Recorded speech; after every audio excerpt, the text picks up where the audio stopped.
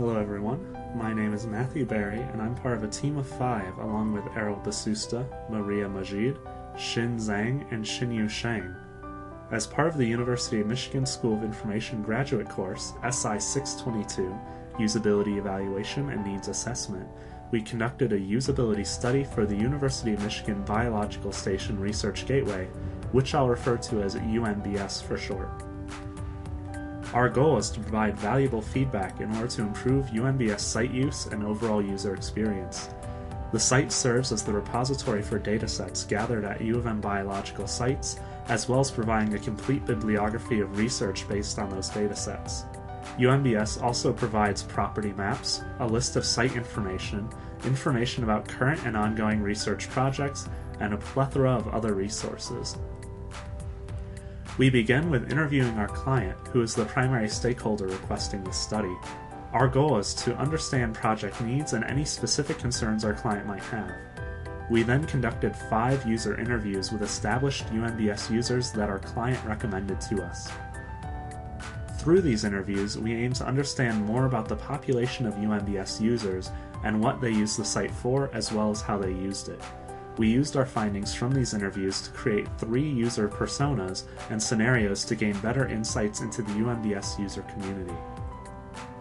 Our next step involved conducting an online survey using Qualitrix. We distributed the survey using an email listserv of about 800 UMBS users provided by our client. Within 3 days, we successfully collected a total of 60 complete responses. Studying the results of this survey was a valuable step in learning more about our user population. We uncovered several interesting findings about UMBS users, such as user demographics, user site behavior, frequency, feature preferences, use of other competitive sites, and others. The survey results also provided quantitative evidence regarding user goals and behavior, and provided directions for further research questions and avenues of assessment. After completing the survey, we conducted a comparative analysis using a list of 6 potential competitive websites that serve similar needs and which were reported in our survey study by UMBS users. In the comparative analysis, we compared these sites based on 5 broad categories: functionality, aesthetics, usability, intended users, and intended functions. Results revealed the strengths and weaknesses of UMBS and gave us suggestions as to what features could be added. Next, we conducted a heuristic evaluation, with each member carefully evaluating the whole website based on Nielsen's 10 usability heuristics. Afterwards, we consolidated our individual findings and prioritized them based on severity from 0 to 4. Finally, we recruited 7 users to participate in usability tests of UMBS. Each test lasted for 20 to 50 minutes and included a pre-test questionnaire, 5 tasks to perform on the site, and a debriefing interview. With this, we concluded our usability evaluation and needs assessment. Now I'll share our most significant findings and recommendations. Our most significant finding was that user behaviors and expectations do not always match the way the site is designed.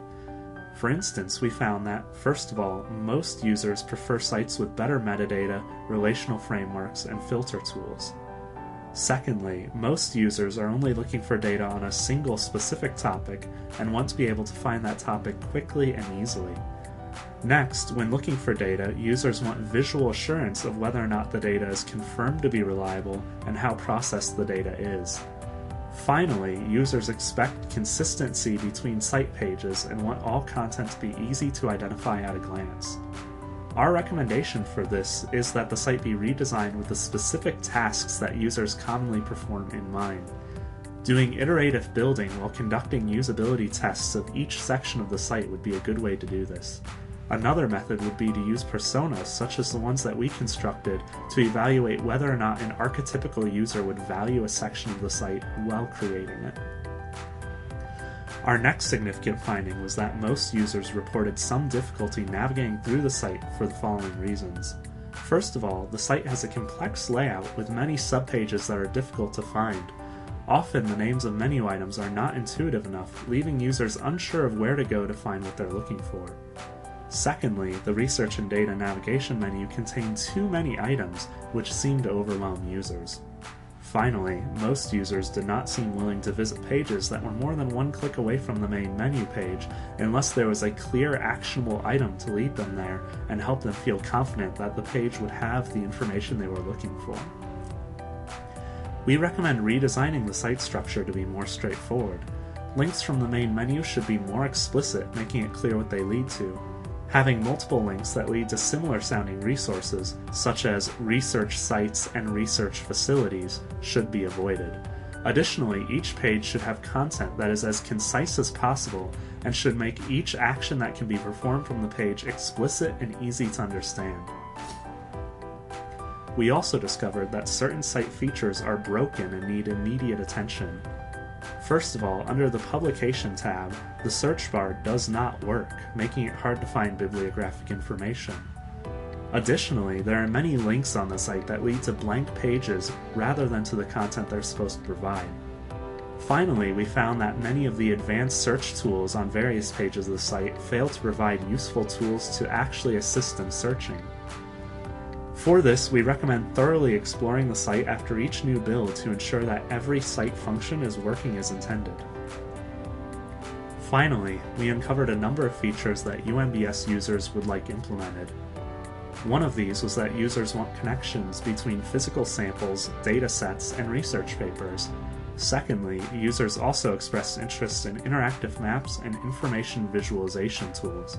Thirdly, visitors wanted better help features to know where to go when they are lost on the site.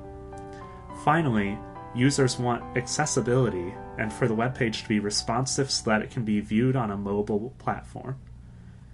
These are only some of the features we uncovered an interest in, and we selected them because we feel they are generally useful and seem to fit with the overall design goals of the site.